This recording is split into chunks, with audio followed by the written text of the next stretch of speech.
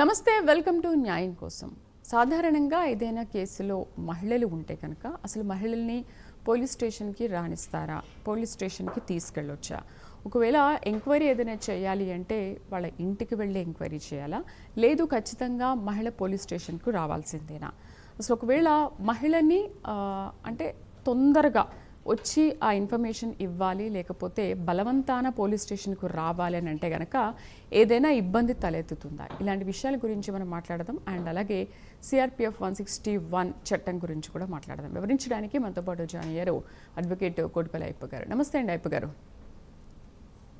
నమస్తే అండి. నమస్తే మేడం. అయ్యప్ప గారు, అసలు మహిళలను పోలీస్ స్టేషన్కు పిలవచ్చా? ఏదైనా కేసులో మహిళలు ఉన్నారే అనుకోండి, వాళ్ళని అక్రమంగా అరెస్ట్ చేసి బలవంతం పెట్టి పోలీస్ స్టేషన్కి తీసుకొచ్చే హక్కు పోలీసులకు ఉంటుందా? మనకి చట్టాలు చాలా క్లియర్ గా చెప్తున్నాయండి. భారతీయ నాగరిక సురక్షా సంహిత చట్టం 2023లో వచ్చింది.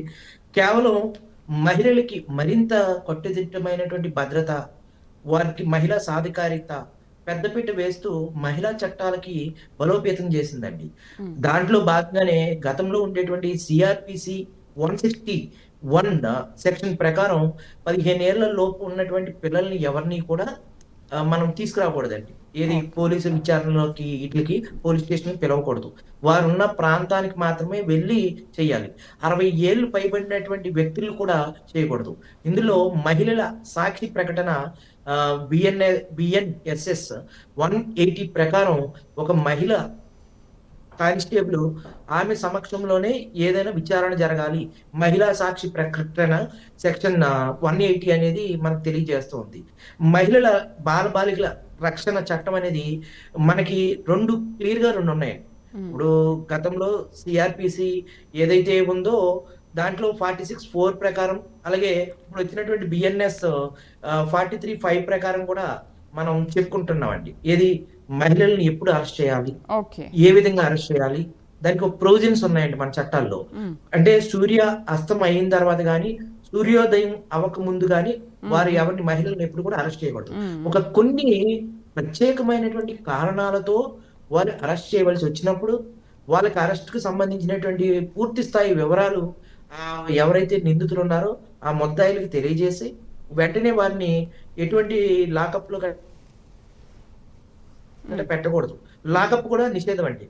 సెక్షన్ బిఎన్ఎస్ఎస్ సెక్షన్ 478 లాకప్ అనేది నిషేధం అండి. వారికి ఉండేటువంటి ఒక సెల్ ఉంటుంది, ఒక గది ఉంటుంది. వారిని ఉంచవలసి వచ్చినప్పుడు ఆ గది మాత్రమే ఉంచాలి. అది రాత్రిపూట మాత్రం ఉంచకూడదు. ఒక మహిళా కానిస్టేబుల్ యొక్క సహాయం ఖచ్చితంగా ఉండాలండి. మహిళా కానిస్టేబుల్ యొక్క పర్యవేక్షణలో మాత్రమే వాళ్ళని అరెస్ట్ చేయడం, వాళ్ళ దగ్గర స్టేట్మెంట్ తీసుకోవడం, వాళ్ళని విచారణ చేయడం అనేది పూర్తి స్థాయిలో జరగాలని చెప్పి బిఎన్ఎస్ఎస్ చట్టం అనేది మనకు చెప్తూ ఉందండి. ఒకవేళ లేదు పోలీస్ స్టేషన్కే వచ్చి పోలీసుల సమక్షంలో ఆ సంభాషణ జరగాలి అనుకుంటే కనుక ఆ మహిళకు ముందుగానే మనం సమన్లు కానీ నోటీస్ కానీ ఇవ్వాల్సి వస్తుందా? ఇచ్చిన తర్వాత తీసుకెళ్లాలా? ఖచ్చితంగా అండి. బిఎన్ఎస్ఎస్ 179 సెక్షన్ ఎవరైనా స్టేషన్ కి రావాల్సి వస్తే వాళ్ళకి ఒక నోటీస్ అనేది ఖచ్చితంగా ఇవ్వాలండి. దీంట్లో వాళ్ళు బలవంతంగా ఈడ్చుకెళ్ళటం కానీ, బలవంతం చేయడం కానీ, 60 ఏళ్ళు దాటినటువంటి వయోవృద్ధులకు కానీ, అనారోగ్యం ఉన్నా కానీ, 15 ఏళ్ల లోపు ఉన్నటువంటి బాలబాలికలు కానీ వీళ్ళని ఎవరిని కూడా తీసుకెళ్ళకూడదండి. ఈ 179 ఈ చట్టం అనేది వర్తించదు. అలాగే బిఎన్ఎస్ఎస్ 195 కూడా కొన్ని పరిమితమైనటువంటి చట్టాలు. ఒకవేళ వాళ్ళని అటువంటి అత్యవసర పరిస్థితిలో వాళ్ళని స్టేషన్ తీసుకెళ్లి, లేదంటే సమన్ల రూపంలో ఒక కోర్టుకు రమ్మని, లేదంటే ఒక అధికారి వద్దకు విచారణకి రమ్మని ఇటువంటి కోరొచ్చు అండి. అది సెక్షన్ బిఎన్ఎస్ఎస్ 195 సెక్షన్ ప్రకారం అండి. ఒకవేళ పోలీసులు కనుక ఎటువంటి సమన్లు ఇవ్వకుండా, నోటీసులు ఇవ్వకుండా ఆ కేసులో ఈ మహిళ ఉందని తేలితే కనుక, ఎంత పెద్ద కేసు అయినా సరే, ఎంత పెద్ద వాళ్ళైనా సరే, మహిళల్ని బలవంతంగా ఒకవేళ తీసుకొస్తే కనుక పోలీసులపైన ఎటువంటి చర్యలు తీసుకునే అవకాశం ఉంటుంది? మనకి కస్టోడియల్ టార్చర్ అని చెప్పి 330, 331 ఏ సెక్షన్లు అయితే ఉన్నాయో వాళ్ళని కస్టోడియల్ టార్చర్ చేయడం, బలవంతం చేయడం ఇవేమీ కూడా పోలీసులు చేయకూడదండి. మనకి ఈ భారతదేశంలో ఉండేటువంటి దౌర్భాగ్యం ఏంటంటే న్యాయస్థానాలు చెప్పినటువంటి చట్టాల ప్రకారం పోలీస్ వ్యవస్థ నడవకపోవడం అనేది అతిపెద్ద తప్పండి. ఇష్టారాజ్యంగా ఎప్పుడు పడితే అప్పుడు ఫోన్ చేయడం, అర్ధరాత్రి ఫోన్ చేయడం, సాయంత్రం ఇప్పుడు మీరు వెళ్ళండి, ఏ పోలీస్ స్టేషన్ అయినా వెళ్ళండి, సాయంత్రం 6 తర్వాత 8 తర్వాత కూడా ప్రతి పోలీస్ స్టేషన్ లో మహిళలు ఉంటున్నారు. మరి సీసీ ఫుటేజ్ పెడుతున్నారు ప్రతి పోలీస్ స్టేషన్ లో. మరి ఎందుకు ఈ నియమ నిబంధనలు పాటించట్లేదు? చాలా చట్టాలు పోలీసులు పాటించట్లేదండి. ఎందుకంటే అది మన దౌర్భాగ్యం అండి, మన దేశం యొక్క దౌర్భాగ్యం. చట్ట ప్రకారం అనేది ఏది జరగట్లేదండి ఎక్కడ కూడా. ఇప్పుడు మహిళల్ని ఆ రకంగా ఎవడైనా కస్టోడియల్ టార్చర్ చేస్తే 330, 331 సెక్షన్లు ఉన్నాయి. అలాగే 354 AB అనేది మనకు ఉన్నదండి. మహిళల పట్ల అసభ్యంగా కస్టోడియల్ టార్చర్ లో అసభ్యంగా ప్రవర్తించినా గానీ, వారిని వ్యక్తిగతంగా దూషించినా గానీ, వారి మానాలకి లేకపోతే ఎటువంటి లైంగిక వేధింపులకి గురి చేసినప్పటికీ కూడా ఆ అధికారుల మీద కూడా 354 ప్రకారం చర్యలు తీసుకోవచ్చు అండి. కానీ ఇంకో దౌర్భాగ్యం ఏంటంటే, ఏ అధికారి అయితే తప్పు చేస్తాడో మళ్ళీ ఆ పోలీస్ వ్యవస్థలో ఆ పై అధికారే విచారణ చేస్తాడండి ఆ అధికారుల మీద.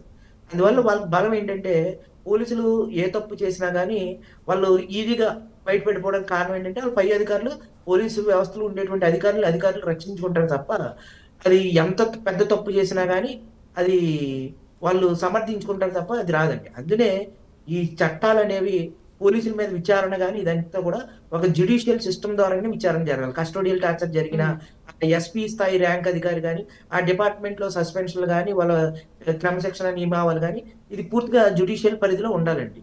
అలా ఉన్నప్పుడైతే పోలీసులకు అనేది భయం కలుగుతుందండి. ఓకే. మీకు ఎటువంటి అన్యాయం జరిగినప్పటికీ కూడా లా ప్రకారం రూల్స్ తెలుసుకోవాలి, అడ్వకేట్తో మాట్లాడాలి అనుకుంటే లైవ్లో స్క్రీన్ పైన కనబడుతున్న నెంబర్స్కి కాల్ చేసి మీరు అడ్వకేట్ గారితో మాట్లాడొచ్చు. కొడిపల్లి గారు, ఇప్పుడు మహిళ హాజరు కాలేని పరిస్థితుల్లో ఉంటే కనుక మహిళ తరపు బంధువులు ఎవరైనా హాజరైతే పోలీసులు దానికి ఒప్పుకుంటారా? మహిళలు హాజరు కాలేని పరిస్థితుల్లో వాళ్ళని అరెస్టే చేయకూడదండి.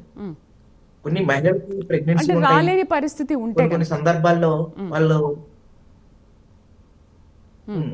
బాలికల రక్షణ అనేది 43(5) BNSS లో క్లియర్ కట్ గా చెప్పిందండి. ఆ ప్రొవిజన్ అంతా కూడా 43 ఏదైతే BNSS లో చెప్తుందో దాని ప్రకారం మహిళల యొక్క ఋతుస్రావంలో ఉన్నప్పుడు కానీ, వారికి గర్భం దాల్చి వాళ్ళకి ప్రసవించడానికి సిద్ధంగా ఉన్నప్పుడు కానీ, ఇవన్నీ కూడా ఇటువంటి కొన్ని ఎగ్జామ్షన్స్ అనేవి ఉన్నాయండి మహిళలకి.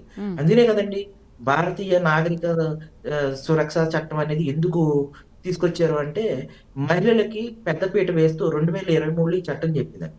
రీసెంట్ గా సుప్రీంకోర్టు అలాగే ఫిబ్రవరి నెలలో మద్రాస్ హైకోర్టు కూడా ఒక చట్టం చెప్పిందండి. ఒక చట్టంలో ఉండేటువంటి ప్రొవిజన్స్ పోలీసులు పాటించట్లేదని చెప్పింది. ఏమని? రాత్రి సమయాల్లో కానీ, డే సమయాల్లో కానీ మహిళలు తమంతట తమకు జరిగిన అన్యాయాలు ఏదైనా ఉన్నప్పుడు ఆ మహిళ పోలీస్ స్టేషన్ ఫోన్ చేయడమో, లేదంటే ఆన్లైన్ లో కంప్లైంట్ చేయడమో లాంటి వ్యవస్థల్ని తయారు చేయాలని చెప్పి జస్టిస్ గవాయి గారు చెప్పినటువంటి సుప్రీంకోర్టు ధర్మాసనం అనేది క్లియర్ కట్ గా మొన్న 2 నెలల క్రితం కూడా వచ్చిందండి. మహిళలు వాళ్ళు వెళ్ళి వాళ్ళ కంప్లైంట్ వాళ్ళు ఇచ్చేటటువంటి విధానం కాకుండా, మహిళలు ఫోన్లు చేస్తే వాళ్ళకి జరిగిన అన్యాయం అక్కడికి వెళ్ళి పోలీస్ అధికారులు ఒక మహిళా పోలీసు అధికారితో అక్కడికి వెళ్ళి ఆ ఫిర్యాదు స్వీకరించి అక్కడ విచారణ అక్కడ చేపట్టాలి, మహిళల్ని పోలీస్ స్టేషన్ కూడా రాకుండా చెయ్యాలని చెప్పి తన జడ్జిమెంట్ లో క్లియర్ గా చెప్పడం జరిగిందండి. రైట్. గుంటూరు నుంచి భారతి లైన్ లో ఉన్నారు. హలో భారతి గారు, చెప్పండి మీ సమస్య ఏంటో. మాకు 10 ఎకరాల పొలం ఉందండి. పక్క పేలోళ్ళు పేలో బాగుండకుండా ఆపేశారు. సలహా ఏమని చెప్తారు?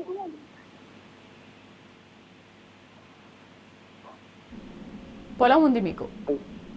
10 ఎకరాల పొలం ఉందండి. మా అబ్బాయి పేరు మీద కానీ నా పేరు మీద కానీ. పక్క పేలోళ్ళు ఆటంకం పెట్టి మా చేలో ముందు వెళ్ళడానికి ఇల్లే కానీ అభ్యర్థులు పెట్టారండి. ఏదన్నా సలహా ఉంటుందా? మనకి రెవెన్యూ చట్టాల ప్రకారం మురుగు వాళ్ళు కానీ ఈజ్మెంట్ హక్కులు అంటారండి. ఈ పొడుపు వాళ్ళు కానీ రైతాంగ సరిలో పొడుపు వాళ్ళు కానీ మురుగు వాళ్ళు కానీ పక్క నుంచి ఇంకో రైతు పంట పొలం గొట్లు వారంట మన పంట పొలాలకు వెళ్ళటానికి కానీ ఇవన్నీ చట్టాలండి. అటువంటి చేయకూడదు. యాక్చువల్‌గా ఏంటంటే వాటిని అడ్డుకోకూడదండి. ఎవరైనా నీరు వచ్చేటువంటి నీరుని ఆపడం, పొట్టు వాళ్ళు ఆపడం, మనం వెళ్తూ ఉంటే వాళ్ళు మనల్ని అడ్డుకోవడం అనేది చేయకూడదండి. అది రెవెన్యూ చట్టాలకు విరుద్ధం కాబట్టి మీరు ఖచ్చితంగా మీ ఎంఆర్‌ఓ గారికి మీరు సర్వే నంబర్‌లో ఎక్కడ భూమి అయితే ఉందో అక్కడ ఎంఆర్‌ఓ గారికి, వీఆర్‌ఓ గారికెళ్లి మీరు కంప్లెయింట్ చేస్తే ఎవరైతే మిమ్మల్ని అడ్డుకుంటున్నారో కంప్లెయింట్ చేస్తే మీకు ఖచ్చితంగా న్యాయం జరుగుతుందండి. అక్కడ న్యాయం జరగకపోతే మీరు చట్టం ద్వారా మీరు న్యాయం పొందొచ్చండి. ఓకే. కొట్టిపల్లి గారు, రీసెంట్‌గా ఒక సిట్యుయేషన్‌ని మనం చూద్దాము. ఒక యూనివర్సిటీలో విద్యార్థిని ఇద్దరు ప్రొఫెసర్లు వేధించిన ఘటన. తను గర్భవతి కూడా అయింది. తను ఇక్కడ కాదు, వేరే రాష్ట్రానికి చెందిన విద్యార్థిని. అయితే ఇప్పుడు పేరెంట్స్ ఏంటంటే పోక్సో చట్టం కింద కేసు పెట్టడానికి కూడా ఆలోచిస్తున్నారు. ఈ నేపథ్యంలో ఇప్పుడు వాళ్ళు కేసు పెడితేనే అది కేసు నమోదవుతుందా, లేదు ఆ తల్లిదండ్రులు కానీ ఆ విద్యార్థిని కానీ రాకుండా సపరేట్గా పోలీసులే కేసు పెడితే అది కేసు కింద పరిగణించబడుతుందా? అంటే అంటే ఖచ్చితంగా డిఫెక్టివ్ కంప్లైనెంట్ అనేది ఎవరైనా ఉండొచ్చండి. పోక్సో కేసుల్లో బాధితురాలే ఇవ్వక్కర్లా. మ్మ్. ఇప్పుడు మైనర్‌లకి పెళ్లి చేస్తున్నారండి. మ్మ్. మనం ఎక్కడైనా సంఘటనా స్థలం తెలుస్తుంది. వెంటనే మనం ఫోన్ చేసి బాలికల సంరక్షణ చట్టం, ఆ చట్టం 1973 ప్రకారం మనం ఇమ్మీడియేట్‌గా ఫోన్ చేయగానే మైనర్‌లకి పెళ్లి చేయకూడదు కాబట్టి ఇమ్మీడియేట్‌గా ఎవరైతే ఫోన్ చేసారో వాళ్ళ దగ్గర నుంచి ఫిర్యాదు తీసుకొని ఆ పెళ్లి చేసుకున్నటువంటి వ్యక్తుల్ని, పెళ్లి చేసినటువంటి తల్లిదండ్రులని వీళ్ళందరినీ కూడా అరెస్ట్ చేస్తున్నారు. అది పోక్సో చట్టం అండి. మ్మ్. ఆ రకంగా ఎవరైనా బాధితురాలు తరపున బంధువులే అవసరం లేదు. ఆ బంధువులు కాకుండా ఎవరైనా సరే భారతీయ పౌరుడు ఎవడైనా సరే మైనర్ల పట్ల ఓకే. అసభ్యంగా ప్రవర్తించినా, వారి మీద అత్యాచారం జరిపినా, వారు ఇవ్వకపోయినా సరే వారి తరపు నుంచి ఎవరైనా ఇవ్వచ్చు. రైట్. నెక్స్ట్ కాల్ చూద్దాం. సంధ్య లైన్లో ఉన్నారు. Hello madam. సంధ్య గారు, చెప్పండి మీ సమస్య ఏంటి? నమస్తే మేడం. మా వారు ఒక బిజినెస్ పెట్టారు మేడం. ఆ బిజినెస్ కి మా మావయ్య గారు పేరు పెట్టారండి. మ్మ్. అయితే ఇప్పుడు ఏమైపోయిందంటే ఆ బిజినెస్ లో మా మావయ్య గారి పేరుని పెట్టడం వల్ల ఇది నాది, మీకు ఇందులో సంబంధం లేదు అని చెప్పేసి ఆయన ఇది చేస్తున్నాడు మేడం. ఈయన్ని మార్చేసుకోమని చెప్పేసి చెప్పారు. చెప్పిన తర్వాత ఈయన మొత్తం జిఎస్టీ అన్ని మార్చేసుకున్నారు. మార్చుకున్న తర్వాత ఫోర్జరీ చేశాడని చెప్పేసి ఈయన మీద కేసు పెట్టారు మేడం. మ్మ్. అది ఎలా వెళ్ళాలో అర్థం కావట్లేదు. మన చీటింగ్ కేసు ఒకటి, ఫోర్జరీ కేసు ఒకటి, ఇది పెట్టారు మేడం. అవి ఏమీ నిలబడవండి. ఎందుకంటే ఇప్పుడు తండ్రి అతను ఫస్ట్ జిఎస్టీ ఏదైతే ఉందో ఆ ట్యాన్ నెంబరు, జిఎస్టీ ఇవన్నీ కూడా అప్పుడు ఆ రోజున ఎవరైతే చేయించారో వాళ్ళు ఉన్నారు కదండి. ఇప్పుడు మీ హస్బెండ్ గారు మీ మావయ్య గారి పేరు మీద చేయించారు కదా. ఆ చేయించినప్పుడు ట్రాన్సాక్షన్స్, బ్యాంక్ ట్రాన్సాక్షన్స్ ఎవరి పేరు మీద జరుగుతున్నాయి, ఎంప్లాయీ రిక్రూట్మెంట్ ఎవరి పేరు మీద జరుగుతుంది, ఆ బిజినెస్ ట్రాన్సాక్షన్స్ ఇవన్నీ ఉంటాయండి. ఏదో జిఎస్టీ మార్చగానే ఫోర్జరీ అని పెడతాకి ఫోర్జరీ ఎలా అవుతుందండి అది? ఇప్పుడు దాని మీద ఆర్ఎఫ్ఎస్ఎల్ పంపిస్తారండి, ఫోరెన్సిక్ సైన్స్ ల్యాబ్ కి. ఆ సిగ్నేచర్ కాదా అని చెప్పి ఫోర్జరీ పెట్టినందున కేసులు ఏమి నిలబడవండి. మీరు చట్టం ద్వారా మీరు వెళ్ళి ఆర్ఎఫ్ఎస్ఎల్ కి అతనే పెట్టారని మీరు నిరూపించుకోగలిగితే ఆ కేసులు ఏమి వీగిపోతాయండి. మీరు చట్టం ద్వారా మీరు వెళ్తే ఏమీ అవ్వదండి అది. రైట్. నాగేశ్వరరావు ప్రకాశం నుంచి లైన్లో ఉన్నారు. హలో ప్రకాశం నుంచి. హలో నాగేశ్వరరావు గారు, హలో మేడం. చెప్పండి. హలో చెప్పండి. నమస్తే అండి, మాట్లాడండి. మేడం, వైఫ్ 2 నెలలు ఇప్పుడు పెళ్లి అయినా నుంచి గోలాడిస్తుంది మేడం. హలో వింటున్నారండి, చెప్పండి. చెప్పండి. 2 నెలలు ఇప్పుడు పెళ్లి అయినా నుంచి ఒకటే వెళ్ళిపోతుంది సార్. అది మీకు ఏమైనా పిల్లలు ఉన్నారండి? సార్ మీకు పిల్లలు ఉన్నారా? ముగ్గురు పిల్లలు సార్. 2 నా కాడ ఉన్నారు. ఒక అమ్మాయి అబ్బాయి అక్కడ ఉన్నారు సార్. ఒక అబ్బాయి, చిన్న అబ్బాయి. మీ మీద ఏమన్నా మీ భార్య 498 కానీ డౌరీ హరాస్మెంట్ కానీ అవి పెట్టారండి? ఏమన్నా కేసులు ఏమన్నా మెయింటెనెన్స్ కి ఏమన్నా వేసారా? ఏం లేదు సార్. ఒక విషయం చెప్తా సార్. అన్ని బాగానే చూసుకున్నా సార్. అన్ని బాగానే చూసుకున్నా. వైఫ్ దగ్గరికి రానికి ఒక రోజు ఫ్రాక్లు వేసింది సార్. సరే పంచాయతీ చేసి ఒకసారి తొలగిపోయింది సార్. వాళ్ళ ఊరికి అడిగిపోతే చెరువు కట్ట తీసుకుపోయి నువ్వు ఊరేసుకొని చూస్తాను, నేను చూసి నేను దూకుతా అని చెప్పింది సార్. అంటే మీ భార్య నుంచి మీకు వేధింపులు వస్తున్నాయి, దానికోసం మీకు ఏ రకంగా న్యాయం కావాలని అడుగుతున్నారు. అదే సార్. ఓకే అండి. ఇప్పుడు మీ భార్య మీతో కాపురం చేయట్లేదు కాబట్టి, మీకు ఆమె కాపురం సరిగా చేయట్లేదు కాబట్టి మీకు లీగల్ నోటీస్ ఇచ్చి ఆమె నుంచి డైవర్స్ తీసుకోండి. ఉమ్, ఇలా ఆత్మహత్యలు ఇటువంటివి చేయడం అనేది కరెక్ట్ కాదు. పిల్లలు ఉన్నారు కాబట్టి మీకు ఆమె నుంచి ఇష్టం లేకపోతే మీరు దూరంగా ఉండాలి తప్ప ఇటువంటి భార్యాభర్తలు ఇలా చనిపోవడం వల్ల పిల్లలు అనాథలు అవుతారు. అందువల్ల మీరు అట్లా కాకుండా మీరు పెద్దల ద్వారాగా చేసుకోండి. లేదు అంటే మీ భార్యతోటి మీరు డైవర్స్ తీసుకోండి. అలాగే మీరు కాపురానికి రావట్లేదు, లేకపోతే సరిగా చేయట్లేదు అని చెప్పి మీరు లీగల్ నోటీస్ ఇవ్వండి. దాని తర్వాత డైవర్స్ అప్లై చేయండి రైట్ లాయర్ గారిని పెట్టుకుని. రైట్. నెక్స్ట్ కాల్ చూద్దాం. అద్దంకి నుంచి సాయిరామ్ లైన్లో ఉన్నారు. హలో హలో సాయిరామ్ గారు చెప్పండి. సార్ నమస్తే మేడం. నమస్తే. సమస్య ఏంటి చెప్పండి. మేడం ఉమ్. చెప్పండి, వింటున్నా మీ సమస్య. నమస్తే సార్. మేడం గారు నమస్తే సార్. ఉమ్, నమస్తే అండి సాయిరామ్ గారు. మేము కొద్దిగా ఓల్డ్ హౌస్ కన్స్ట్రక్షన్ చేసుకున్నామండి ఈ మధ్య. ఉమ్, హౌస్ ఓల్డ్ కన్స్ట్రక్షన్ చేసుకున్నాం సార్. ఉమ్, ఈ పక్కన వెనక గల్లీలో వేరే వాళ్ళు అందరూ ఒక ఇల్లు కట్టుకున్నారు.